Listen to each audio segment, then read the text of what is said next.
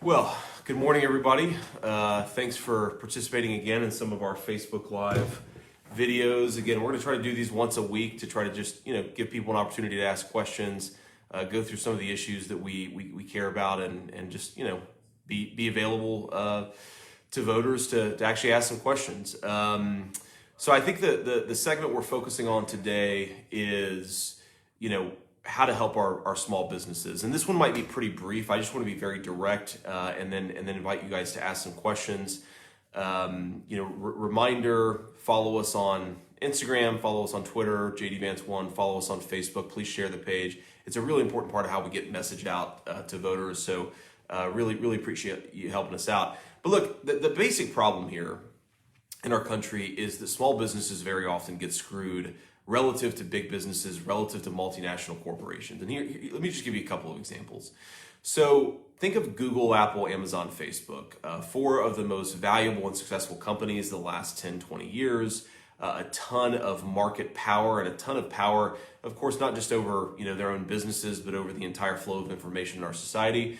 Go and look at the tax rates paid by those four companies, and then compare that to the tax rates paid by a local manufacturer in Middletown, Ohio, or Cincinnati, or Lima, or wherever else.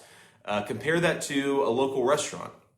And what you find is that our local businesses that are employing middle-class Ohio workers are very often paying a higher tax rate than some of the biggest multinational corporations in the world. How does that make any sense? Well, it doesn't make any sense. And the reason that happens is because those companies have effectively rigged the game against normal people so that they pay a lower tax rate than middle-class Ohio taxpayers and to a lot of the companies that employ them. Now, sort of zoom out a little bit further and think about this from the perspective of these companies. So say you're, I've got a particular company in mind that a friend owns and operates. Middletown manufacturer employs, let's say, 150 people. Now, those 150 people have really good jobs. They enjoy their work. They get paid a solid wage. They can support a family on that income, which is what we want, of course, is not just jobs, but jobs that allow people to support a family on a single middle-class income. Now, compare that to the Amazons, the Apples, the Googles of the world. When that Middletown manufacturer needs to hire people, they're only going to hire people locally because their business is local, their factory is local, their machinery is local. They're invested in their community in a way that a lot of these big multinational firms aren't. So if they need workers, they've got to go to the local workforce. Now, if Google needs workers or if Apple needs workers to help develop and build more of its products, they're going international. They actually, right now, Apple is explicitly relying on Chinese slave labor in Uyghur slave camps. Now, why do they get access to, why do we benefit them in the tax code when they're relying on slave labor when local manufacturers that are giving Ohioans good jobs are paying a higher tax rate? It just doesn't make any sense. And there are all these various ways in which we bias and benefit these big companies over small companies. The regulatory system is another one. Like, look, if you're a company, let's say 50,000 people, you've got an army of consultants, an army of lawyers, an army of what are called compliance people. It's very easy for you to accommodate and comply with all the regulations. In fact, a lot of the big banks love all the financial regulations because they know it pushes their competitors out of business because their smaller competitors can't keep up with that regulatory burden. I was talking with a guy, a friend of mine a couple nights ago. We had dinner. He's an accountant who works with a lot of small businesses in central Ohio, mainly the suburbs and the exurbs around Columbus, a little bit in Columbus too.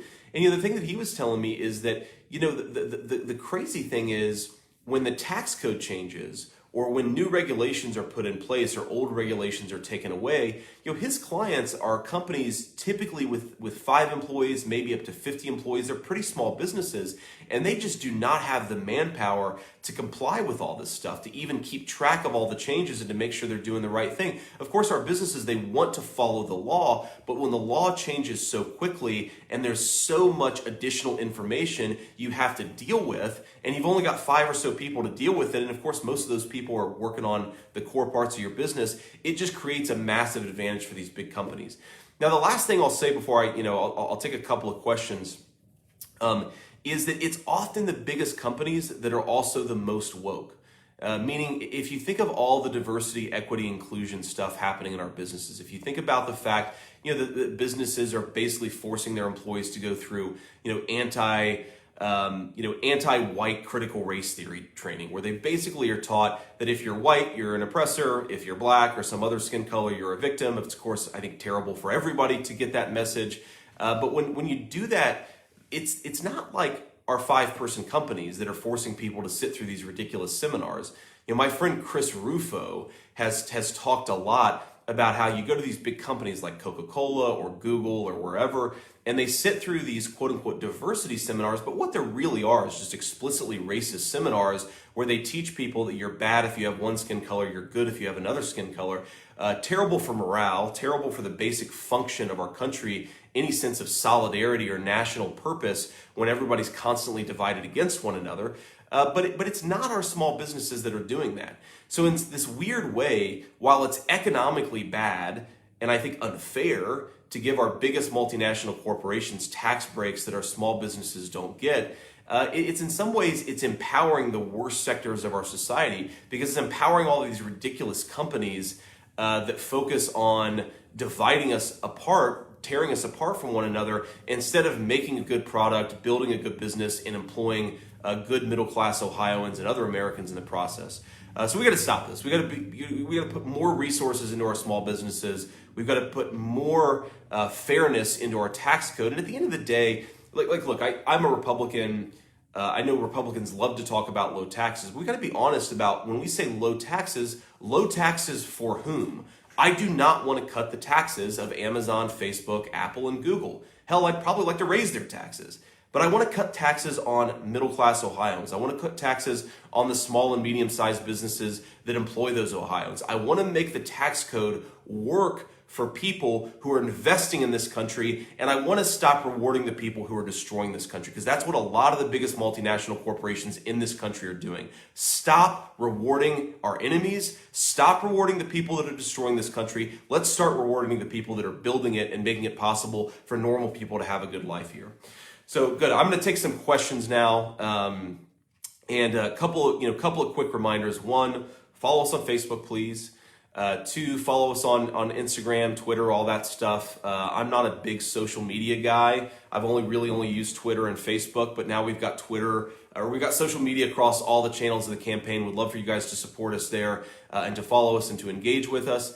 And if you have a question, again, this is the time to ask questions. I'm sort of an open book on this stuff. We can talk about whatever, but I'm going to take some questions now. So the first question I've got is from Angela at Marietta.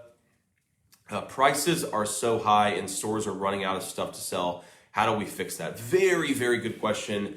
And look, I think at the end of the day, the reason prices are so high is two reasons. One, the Democrats are spending a ton of money we don't have, but also a ton of money when there aren't enough products out there. I mean, you can't just create money out of thin air. Well, you can if you're the federal government, but when you create that money out of thin air and there's not enough for people to buy, then that drives up the prices of everything. And that's what's happening. We don't have enough ground beef. We don't have enough dairy. We don't have enough computer chips. That means we don't have enough appliances. We don't have enough new cars. We don't have enough used cars.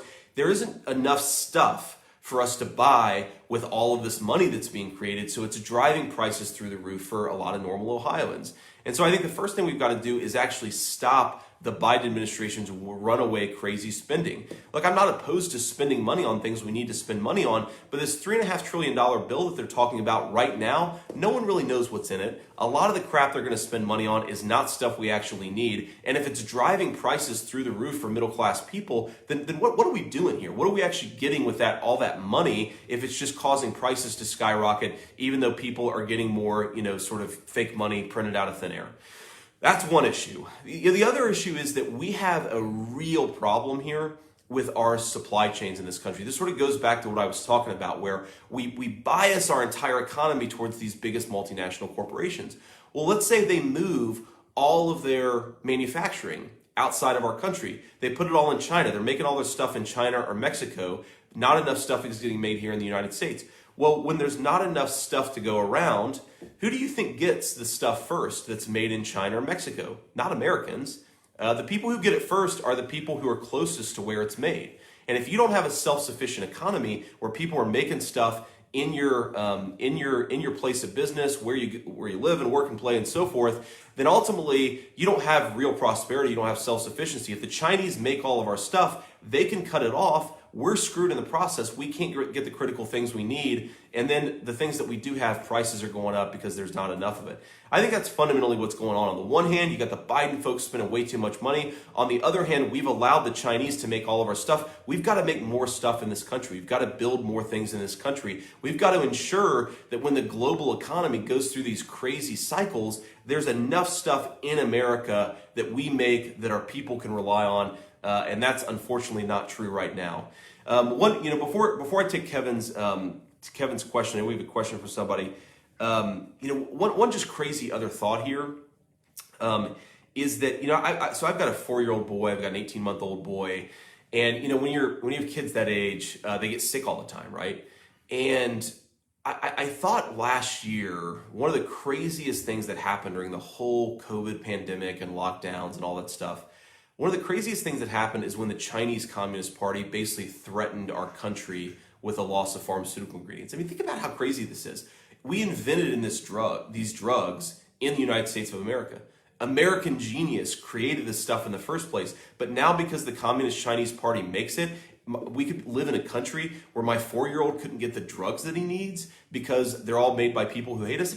That's ridiculous. That's totally crazy. We've got to bring more stuff back to the United States so we don't have prices going through the roof and we don't have these supply limitations. So I know, got a question from Kevin here. I'll read it off. Kevin is curious, how do we stop indoctrination? Look, it's a big problem, but I think that the way that we should understand this is that the left-wing indoctrination in our society, it starts somewhere. It's like a cancer.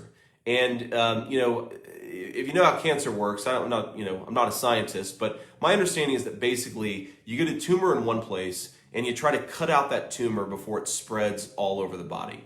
And what has happened is that this left-wing radical ideology, you see it with critical race theory, you see it with gender ideology, the idea that there's no real difference between men and women. There are 20 or 30 or 40 different genders out there. Where does this stuff come from, right? It's kind of crazy. No normal person really looks at at the world and says, I think there are 40 genders instead of 2. But that's what they're teaching in our schools. They're teaching it now in our corporate boardrooms. They're teaching it, God forbid, even in our military, which is one of the few institutions that really works. Like, where does it come from? I think we have to locate where the cancer comes from.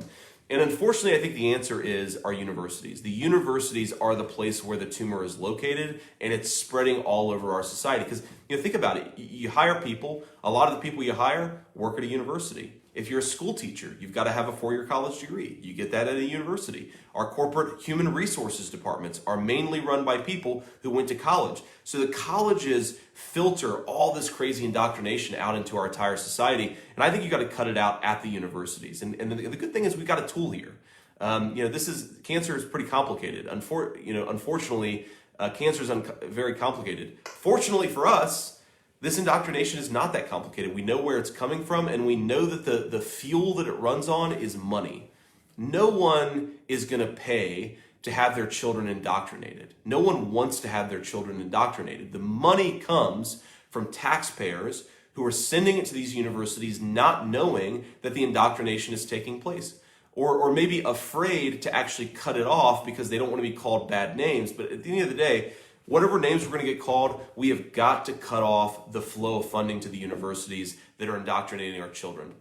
Look, a lot of countries in different parts of the world have basically said, if you want to take federal money or you want to take government money, you need to teach stuff that's in the public interest. And you need to stop teaching, American children that their country is evil and racist and that they should hate it. That's basic common sense. If we're going to spend money on these universities, they should have to teach things that are consistent with our values and with our worldview. Americans are terrified to actually take that step and cut off the money unless the universities stop teaching crazy stuff. It's time for us to do exactly that. We go to the universities, we use the hundreds of billions of dollars that we send to them as leverage, and we say, unless you stop indoctrinating our children, unless you stop indoctrinating our entire society, you don't get another dime of our money. That will stop it very quickly, but we've got to have the willpower to go and actually do it. This is all about courage. courage at the end of the day. We can't continue to give money to institutions that hate us and expect good results out of it.